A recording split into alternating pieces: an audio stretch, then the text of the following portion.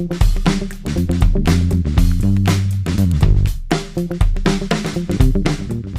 Viewers, ఈరోజు మనం fish curry ఎలా తయారు చేసుకోవాలో దానికి కావాల్సిన ఇంగ్రీడియంట్స్ చూసుకోబోయే ముందు నా ఛానల్ని సబ్స్క్రైబ్ చేయని వాళ్ళు సబ్స్క్రైబ్ చేసి అలాగే నా వీడియోస్ని అన్నిటిని కూడా లైక్ చేసి షేర్ చేయాల్సిందిగా కోరుతున్నాను.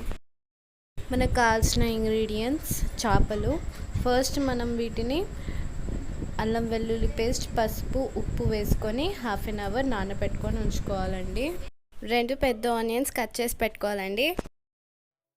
సాజీరా, ఇలాచి, లవంగం, దాల్చిన చెక్క, మసాలాకు, చింతపండు, పసుపు, పుట్నాల పప్పు, జీలకర్ర, మెంతులు, ధనియాలు, పల్లీలు, అల్లం వెల్లుల్లి పేస్ట్, కారం, కొబ్బరి పొడి, ఫిష్ మసాలా, నువ్వులు, ఉప్పు, నూనె. ముందుగా మనం స్టవ్ వెలిగించుకొని ఒక ప్యాన్ పెట్టుకొని మనం మసాలా ప్రిపేర్ చేసుకునే ముందు మనకి కావాల్సినవన్నీ వేయించుకోవాలండి కంప్లీట్గా, అది పచ్చిదనం వెళ్ళేలాగా. సో ఇక్కడ 1 కప్ ఆఫ్ నువ్వులు తీసుకొని వేయించుకుంటున్నానండి. సో చూస్తున్నారు కదా, నువ్వులని వేగాలి కరెక్ట్గా. సో ఇది మాడకుండా మనము వేయించాలి. సో చూస్తున్నారు కదా, నెక్స్ట్ మనం ఇక్కడ 1 కప్ ఆఫ్ ధనియాలు తీసుకుంటున్నామండి. సో ధనియాలని కూడా కంప్లీట్గా మనము వేయించుకోవాలి. సో చూస్తున్నారు కదా, గుర్తుపెట్టుకోండి, మాడనివ్వకుండా దీన్ని మనము వేయించుకోవాలి. నెక్స్ట్ మనం ఇక్కడ జీలకర్ర కూడా వేయించుకోవాలండి. నేను ఇక్కడ 1 స్పూన్ జీలకర్ర తీసుకున్నాను, అది కూడా వేయించుకోవాలి. నెక్స్ట్ ఇందులోకి మనము మెంతులు యాడ్ చేసుకోవాలి. 1/2 స్పూన్ అయితే సరిపోతుందండి. మెంతుల్ని కూడా లైట్గా మనము వేయించుకోవాలి, ఎక్కువ మాడొద్దు.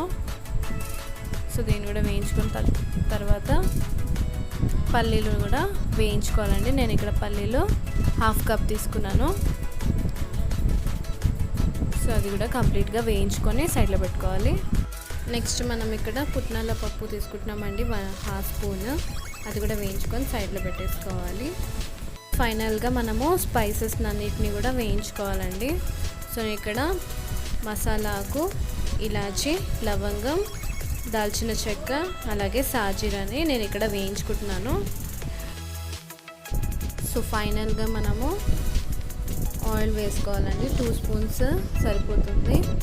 సో వేసుకున్నాక ఇందులోకి మనము ఆనియన్స్ని ఫ్రై చేసుకోవాలండి. సో ఆనియన్స్ కంప్లీట్గా గోల్డెన్ బ్రౌన్లోకి రావాలి. సో బాగా ఫ్రై చేసుకోవాలండి. సో చూసారు కదా, గోల్డెన్ కలర్కి వచ్చాక ఇందులోకి మనము కొబ్బరి పౌడర్ యాడ్ చేసుకోవాలండి. సో ఇది కొబ్బరి పౌడర్ యాడ్ చేసుకోగానే కాసేపు వేగనిచ్చాక స్టవ్ ఆఫ్ చేసుకోవచ్చండి.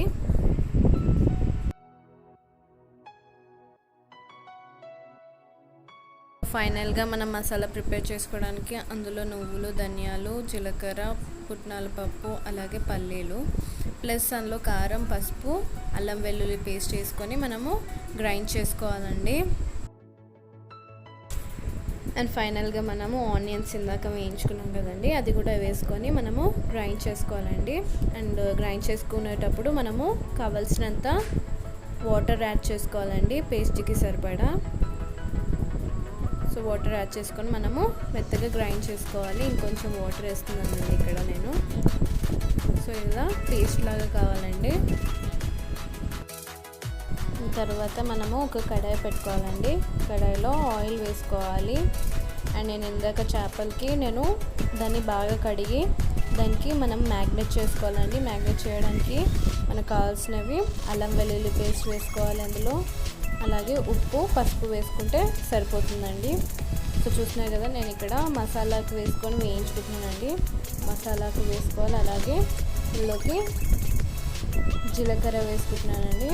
జీలకర్రతో పాటు అందులో మనకి మెంతులు కూడా యాడ్ చేసుకోవచ్చు. అలాగే ఇలాచి, లవంగంని కూడా మనము వేసుకొని ఫ్రై చేసుకోవాలండి. సో ఇది కంప్లీట్గా ఫ్రై అయ్యాక ఇందులోకి మనము మ్యాగ్నేట్ చేసుకున్న ఫిష్ని మనము వేసుకోవాలండి. సో ఆయిల్లో ఫ్రై అవ్వాలి. సో చూస్తున్నాం కదా, ఒక్కొక్క పీసెస్ మనము ఇందులో వేసుకోవాలండి.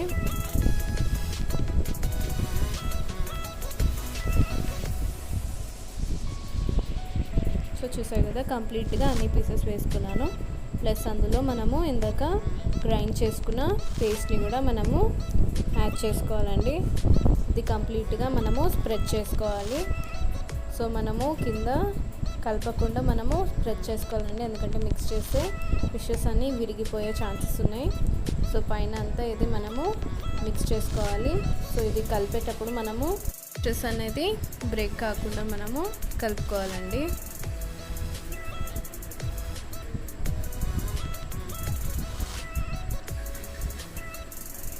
అండ్ లాస్ట్ ఫైనల్గా ఇందులోకి మనము చింతపండు రసంని పిండుకొని అది కూడా మనం ఇందులోకి యాడ్ చేసుకోవాలండి.